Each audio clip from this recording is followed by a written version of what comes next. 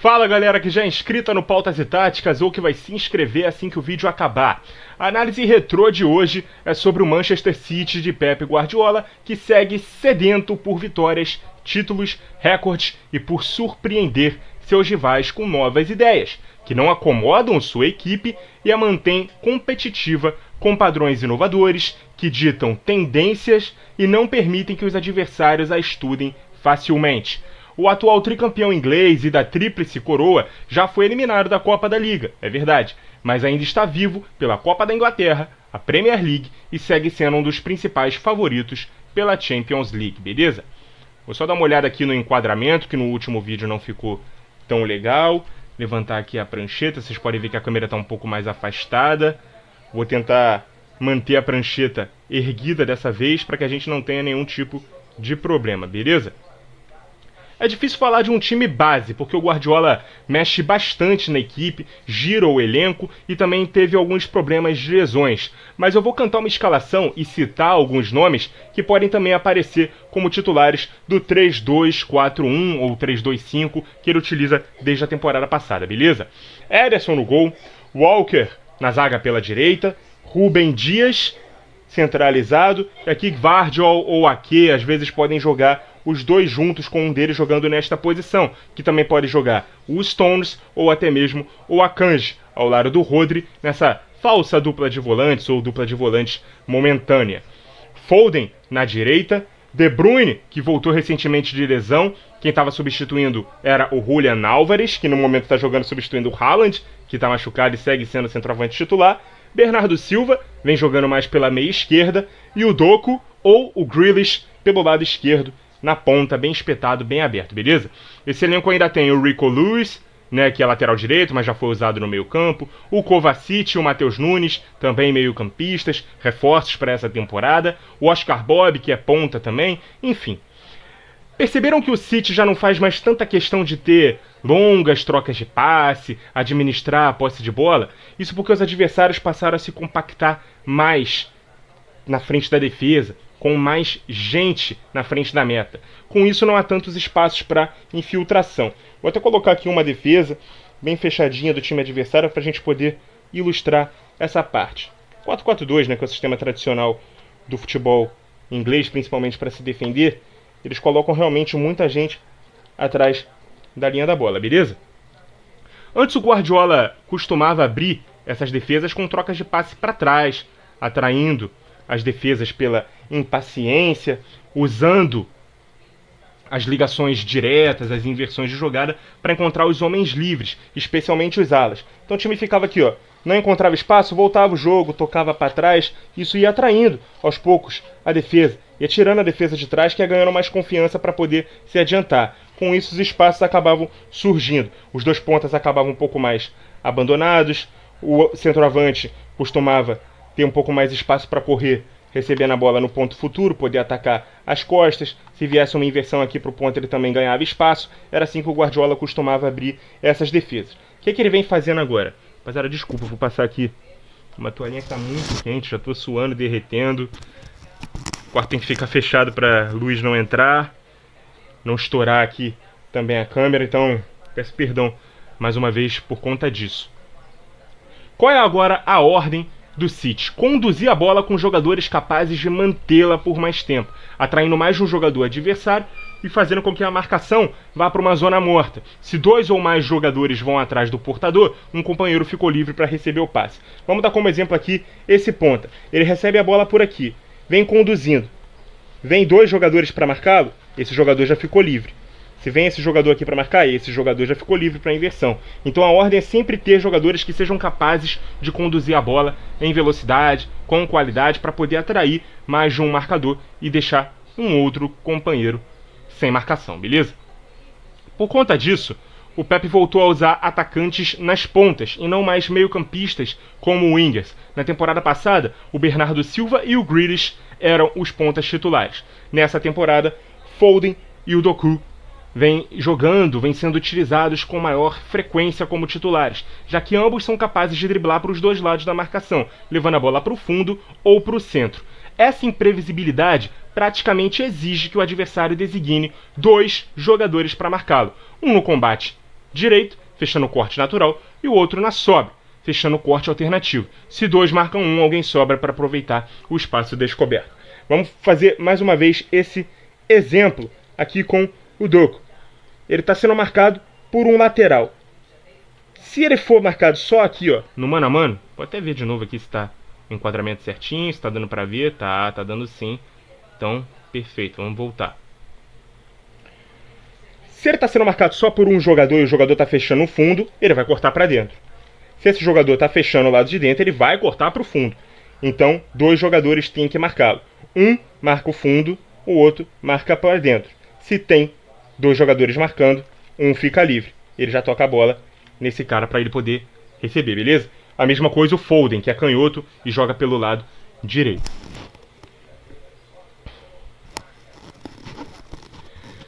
Além disso, deixa eu só voltar todo mundo aqui para suas posições.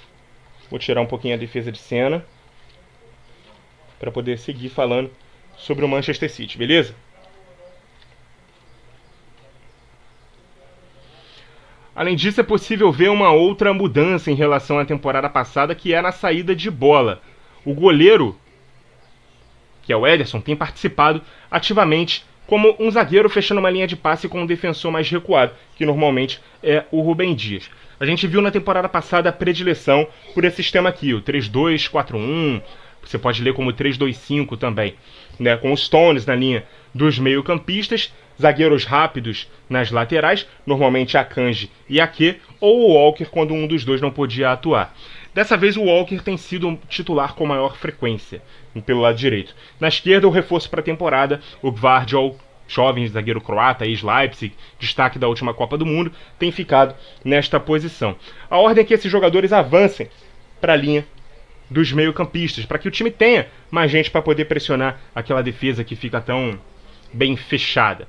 Sendo assim, o Ederson sai da área e se torna mais uma opção de passe. A gente está vendo isso daqui com frequência, tá? O Ederson fora da área e formando quase que uma linha de dois aqui, com o zagueiro que fica mais recuado e esses dois jogadores um pouco mais avançados. A ordem é que esses jogadores avancem para a linha dos volantes enquanto o Ederson sai da área. Se torna uma opção tanto de recuo quanto de passe também horizontal, beleza? É uma espécie de 2-4-4-1 ou 2-4-5.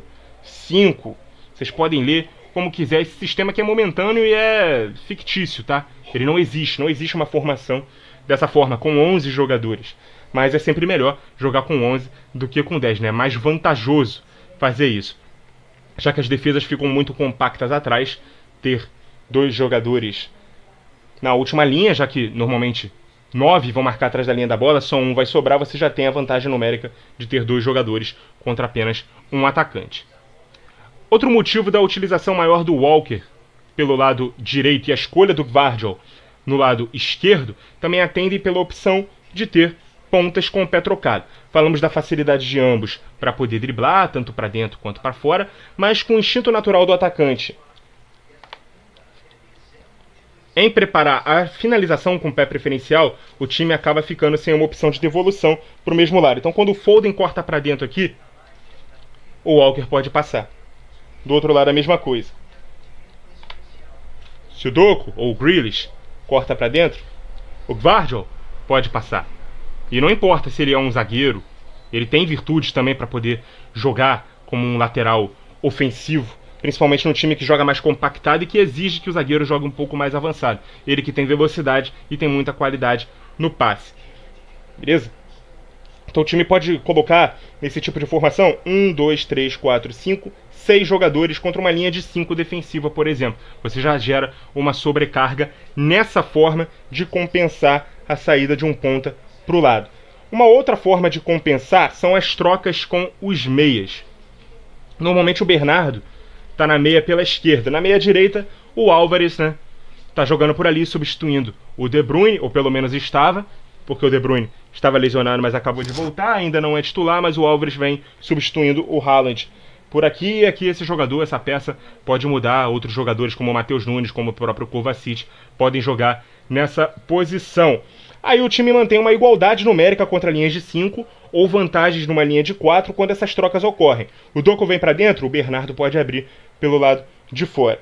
Se o Foden abrir por dentro, o Álvares ou De Bruyne ou quem quer que seja que esteja jogando aqui também podem fazer essas trocas. Isso confunde a marcação, que não sabe exatamente se mantém seus posicionamentos fixados ou se vão marcar individualmente essa troca de posição. O ponta vem para dentro, atrai o lateral, o zagueiro vai ter que ir para fora para poder acompanhar a troca de posição porque o meia subiu, ou um volante vai ter que persegui-lo. Isso confunde bastante a marcação e é um outro padrão que o City vem utilizando. Quando não, com os laterais subindo, com os pontas trocando de posição com os meias, beleza? Vamos ver aqui mais uma anotação que eu fiz desse time. Uma outra estratégia que o City vem utilizando é a bola longa, quando os adversários não pressionam alto, né, na saída de bola. Deixa eu colocar aqui no esquema tradicional. Se o adversário vem aqui pressionando, o time tem aí bons jogadores, né, na frente. Tem o Julian Álvares, tem o Haaland, que são esses atacantes, às vezes até os dois juntos. Eles podem atacar, né, o espaço nas costas da defesa adversária. Então, o que o City vem fazendo? Ele traz mais jogadores próximos da própria área, né, quando a defesa vem subindo pressão. Com isso, os atacantes vão ficar um pouco mais recuados. E aí, com a bola longa dada no ponto futuro, esses jogadores são livres para poder atacar o espaço. Os defensores vão estar aqui. Se a bola é esticada, esses caras vão atacando o espaço para poder ficar mais livres, beleza?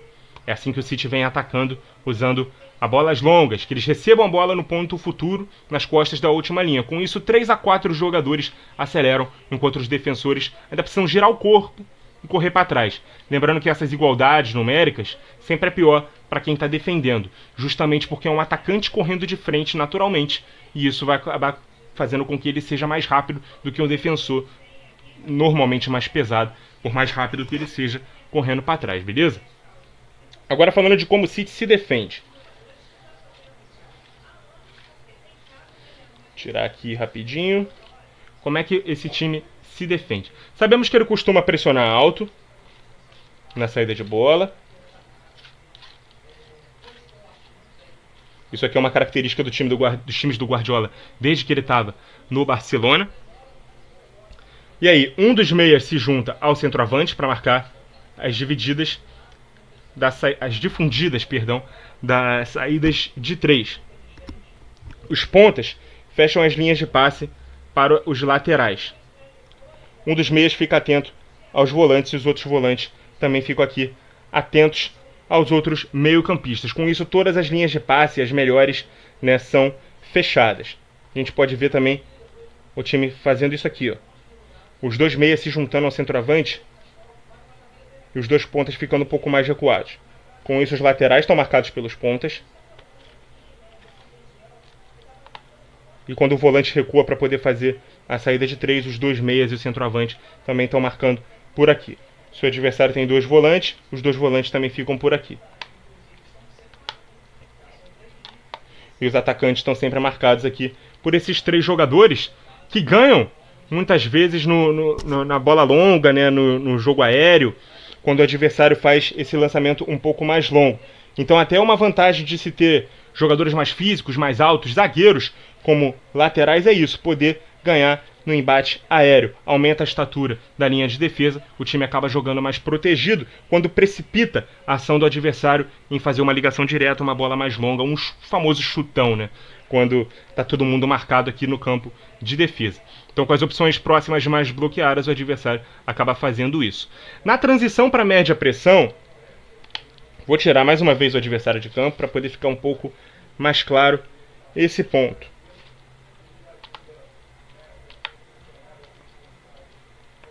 Aqui é a transição para média pressão. O zagueiro, que atua como volante, recua para a primeira linha. Forma a linha de 4. Um dos meias também recua para o lado do Rodri, assim como os 2 pontas, também formando a linha de 4. E um dos meias sobra junto do centroavante. Por isso até que o Julian Álvares estava substituindo o De Bruyne. O De Bruyne tem um pouco mais de liberdade quando ele joga, mas quando é o Álvares nessa posição, ele fica aqui mais perto do Haaland, o que faz o time ter até mais força nos contra-ataques, porque são dois jogadores rápidos. Então o time se compacta em média pressão no 4-4-2. Agora em baixa pressão, quando o City se via precisando bloquear um ataque à linha de fundo, o lateral abre, vamos colocar um pontinho aqui por esse lado. O lateral abre para poder bloquear esse jogador.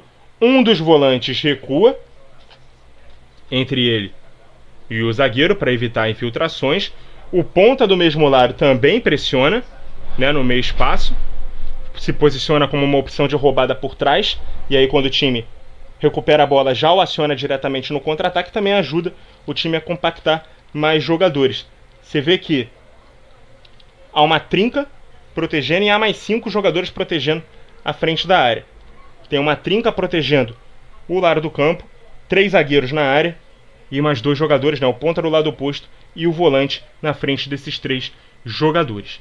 Então o time consegue se defender muito bem e também se organizar para o contra-ataque, formando esse tipo de bloqueio defensivo, beleza? Você vê que é um time muito complexo, como sempre, né? O Guardiola sempre montando equipes muito complexas, né, que exigem muita movimentação, exigem muita versatilidade. Os jogadores precisam ter para implementar todas essas ideias, esses padrões. Então, o Guardiola sempre demanda, né, de peças de mais alto nível, né, e o que ajuda a explicar por que é tão difícil superar o City nos últimos anos. Ele não usa táticas convencionais e não tem quaisquer jogadores nos seus elencos. Muitos dizem até que de forma pejorativa, o Guardiola só consegue ser o que é porque trabalha com elencos caros, que não conseguiria reproduzir essas ideias com material humano menos qualificado.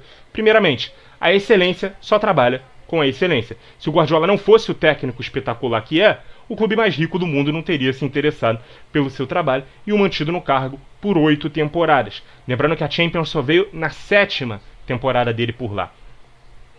E muitos consideraram o trabalho dele, ou considerariam o trabalho dele incompleto no clube se ele não tivesse conquistado a Champions, assim como muitos têm essa opinião em relação à passagem dele no Bayern.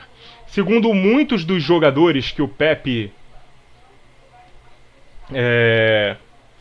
contratou, pouquíssimos eram world class, né? Mas eles têm se tornado world class, ou têm se tornado melhores ou maiores depois da chegada do Pep no City. Vários deles não chegaram como superestrelas e a maioria não tinha a versatilidade desenvolvida por ele, que dá muito mais ênfase às virtudes técnicas do jogador do que ao rótulo tático que ele vem, né? Que posição que ele joga. Ele dá muito mais ênfase a o que você sabe fazer com ou sem bola. Muito mais do que a região do campo que você está acostumado a jogar ou ao ter como ponto de partida, beleza? Seria muito mais fácil para um treinador comum não inventar moda, distribuir as peças em suas posições normais, jogando um futebol simples. O fato do Pep escolher o caminho mais difícil, implementando essas ideias mais complexas e que se modificam ano após ano, mostrando zero acomodação, mesmo depois de 5 de 7 taças disputadas vencidas, é o que torna o trabalho dele tão especial. O City venceu todos os jogos da fase de grupos da Champions, está novamente na briga pelo título inglês, o que seria o 4º consecutivo, e o 6º do treinador em 8 anos de casa. Alguém duvida do favoritismo deles para conquistar tudo novamente? Muito obrigado a você que acompanhou o vídeo até aqui. Continue ligado no Pautas e Táticas. E até a próxima!